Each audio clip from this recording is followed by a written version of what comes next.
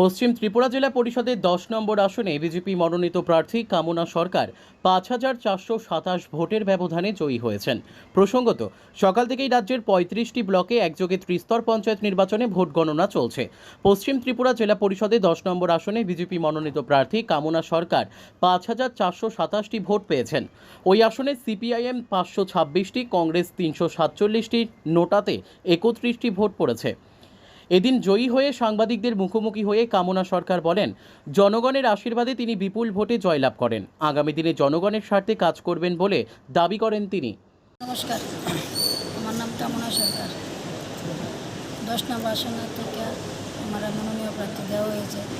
যে আজকে যে জয়ী হয়েছি 5,800 ভোটে, 27 ভোটে জয়ী হয়েছি। কিন্তু আমাদের যে জনগণ আমাকে খুব ভোটে জয়ী করেছে, তারা প্রত্যেকে আমার আশা ভরসা তারাকে নিয়ে খুব ভালোভাবে কাজ করবে। যে আমাদের বিধায়ক শ্রী রতন চক্রবর্তী খুব আমাদের সাহায্য করেছে, আমাকে সাহায্য করেছে এই ভোটার জন্য। যে মহিলা মোর্চার প্রেসিডেন্ট পম্পিদি বা আমার জনগণের নেতারা খুব আমার সঙ্গে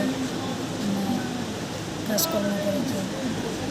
প্রথম কাজ কী থাকবে? আপনার জয়ী হয়েছেন, প্রথম কাজটা কী থাকবে? প্রথম কাজ করবো আমি যে জেলা পরিষদ থেকে যে কাজকর্ম আসে, আমি আমার যে 5টা পঞ্চায়েত আছে তার জন্য খুব ভালোভাবে কাজ করব বা জনগণের সেবা করব। এখানে কি সমস্যা কি রয়েছে এলাকার? কিছু না, কোনো সমস্যা নেই, খুব ভালো। আচ্ছা, বিরোধীদের উদ্দেশ্যে কি মেসেজ থাকবে? বিরোধীদের কোনো পাত্রই নেই, বিরোধীদের কোনো আর কি বলবো, বিরোধীদের কোনো অস্তিত্ব নেই। তারা জন্য কী করবো, বিরোধী তো শূন্য হয়ে গেছে।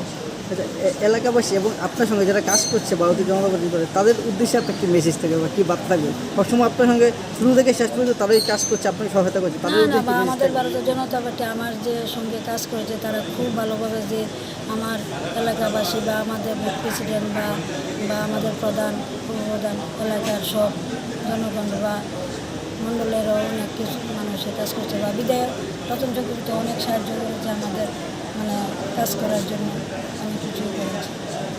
Bureau report, news daily Bharat.